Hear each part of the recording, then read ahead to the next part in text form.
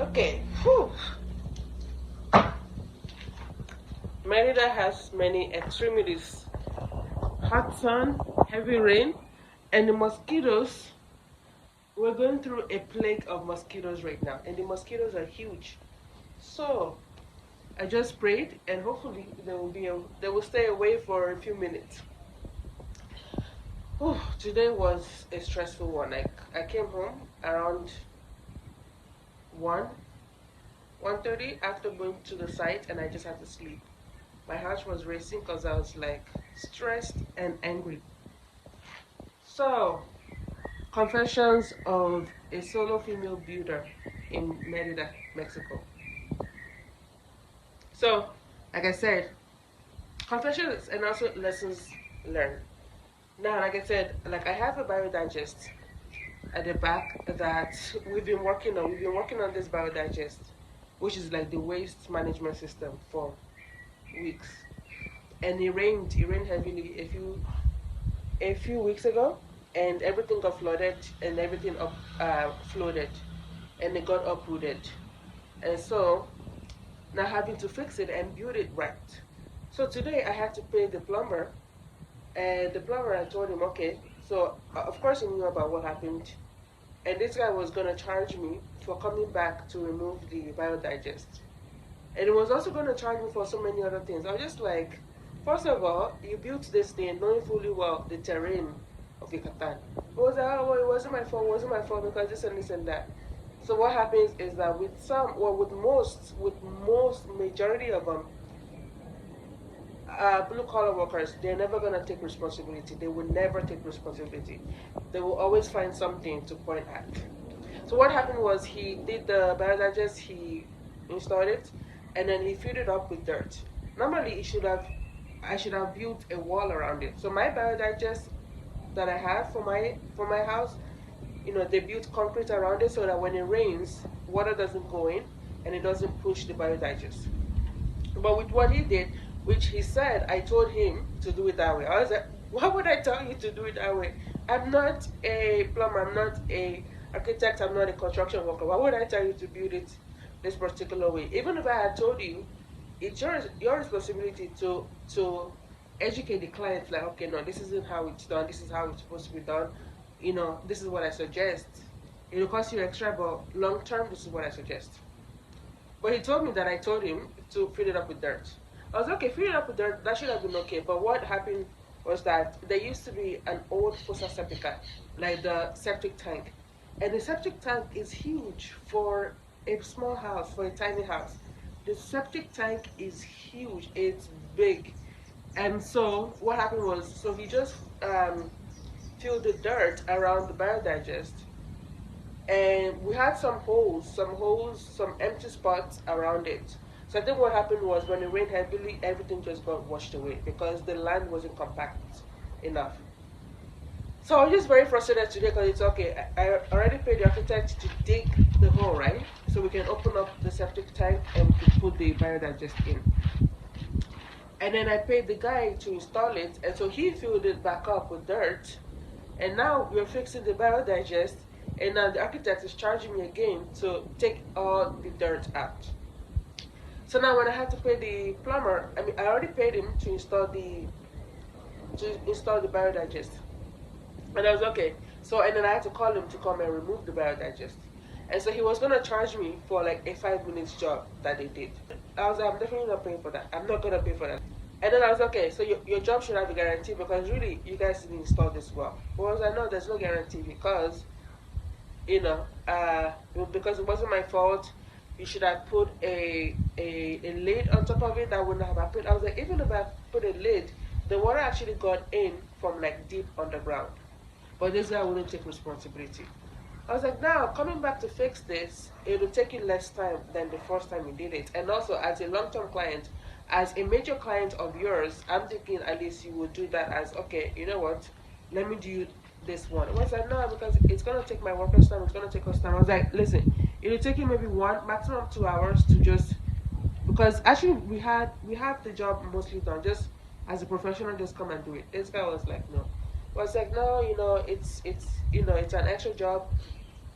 it's this and that. So anyway, I'm just ranting because there was another extra charge this guy charged me on. Yeah. So when the walls collapsed and then we had to rebuild it, actually, I should have actually charged it to the architect to pay this guy because really, it was his fault the walls collapsed in the first place. But I just let it go. Like, okay, I'll pay him extra. So anyway, this guy claimed that his workers worked 2 days fixed, and I was like, at the beginning he told me 3 days. I was like, what do you mean 3 days? And then they said two, and I was trying to tell her, I was like, no, they probably spent maybe a few hours fixing it, and then they worked on some other aspect. But yeah, but my plumber, who came highly recommended, was like, no, they spent 2 days. Again, I was like, you know what? I'm not gonna argue. I'm not gonna argue with someone over 2,000, a little bit over 2,000 pesos, which is about $120, more or less. I'm like, you know, like I'm not gonna argue because the biodigest issue, like him and I, we were going back and forth on it for almost an hour, like 45 minutes. I had a headache, my heart was racing. I'm sure my blood pressure was like very high because I was like, at least, okay, as a major client of yours, because this isn't a small project, I'm thinking that at least you'll be like, okay, it's an act of God. It wasn't your fault, it wasn't my fault, it was nobody's fault, and I do understand because I told him, like, you know, when I work, I'm trying to work fast.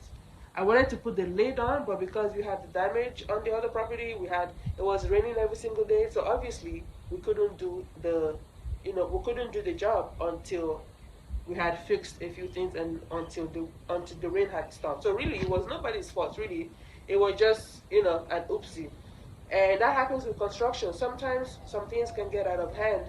Sometimes it's nobody's fault. Sometimes it is somebody's fault. Sometimes it's just a mistake. So that's why with the architect, with the wall collapsing, I let it go because he actually drove back to the site to talk to the neighbors, because most people would have been like, hey, I'm off, it's 6 p.m., I don't work past 6 p.m., I'm with my family, I'm with whatever, the streets are flooded. But this guy actually drove back, he showed up, and he spoke to the neighbors, and he came to my house, he spoke to me about it. So that's why I didn't charge him to pay the plumber extra, because sometimes you give people grace, you just give people grace.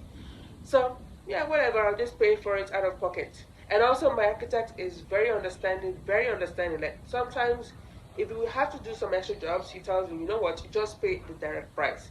I'm just going to pay directly to the contractor. I'm not going to make any money from it, because I understand, I understand, your finances. So that's why sometimes, I just let things go. Yeah, I let things go because it's like you scratch my back, I scratch your back, So yeah, I let a lot of things go.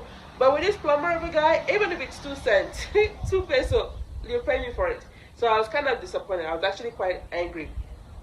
Because, okay, this job, it'll be a very quick job, a very simple job.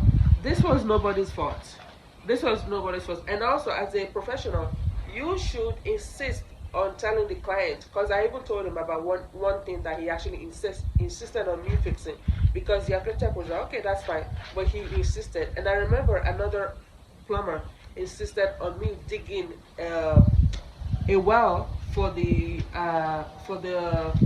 biodigest to drain into. It's called Pozo de Absorción. So they both insisted, and I went ahead and I did it. So I was trying to tell my team, including the architect, like, okay, of course we need to save costs, we need to manage funds, but at the same time, like, I'm not gonna save costs that's gonna cost me structurally later on. So it's like, okay, things has to be done, they have to be done well, but of course, we have to manage costs at the same time, because hey, I'm paying you guys every single week, so it's not like I'm trying to cut corners, I'm trying to save a few pesos. It's like, okay, what do I need to do? Tell me what I need to do, because I'm hearing multiple advice from multiple people. So what do I need to do? Then I go do it. So you don't tell me that I told you as a client to do a particular job, and there was another job he wanted to charge me for too. I was like, listen, you know what?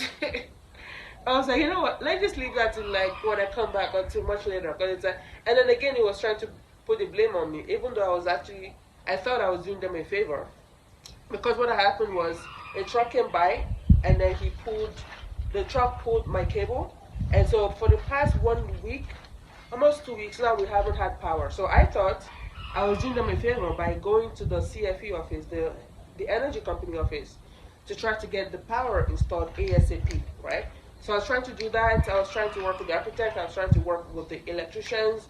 At the same time, we were trying to fix the biodigest at my house, and it was also raining, right? So really, so I was like, things got out of control, so we couldn't do the job. We couldn't do the job. So you should understand that obviously I wanted to do this job ASAP because I wanted you guys to have electricity. But now you're telling me, oh, okay, we had to abandon this job to go and start working on that job. I was like, starting up working on one job. It's not even done yet. It's not even done yet. And also, okay, let's say your guy abandoned his job to do some other job. It only took him like a few minutes. So anyway, this plumber guy. Now some of you guys might be like, okay, why don't you fire him? Why don't you get someone else? The thing is, they're all the same. They're all the same. So for some of them, they might be better, but then sometimes, just like, you know what, this happens in every profession. You just have to pick the good and the bad. I mean, this guy is good in some aspects. Some aspect is good. His prices are, quite reasonable. He was, quite flexible at the beginning. But again, when it comes to payment as well, one thing I wanted to rant about my plumber. This guy, the whole week, because I'm going away, so I was asking him how much, so I know how much to put in my account and also how much to withdraw, because they always like cash. How much? This guy, most times, this guy only tells me how much I owe him the same day that he expects payment. The same day, yeah. So I was like, you know what? I have nothing. Even the architect, I didn't even pay him his full amount. I was like, I have nothing. I have no cash, nothing on me. So it's just ridiculous. This guy just like, you know what? I can't wait to be done with him. And just when it comes to the installation of the toilet, the sink, I'm just gonna get someone else because oh my gosh, the headache. And yeah, but the thing is, I've already started working with him. Just like, you know what, I guess we just have to keep going. Yeah. There was one thing his team also did. His team pretty much destroyed a lot of my walls.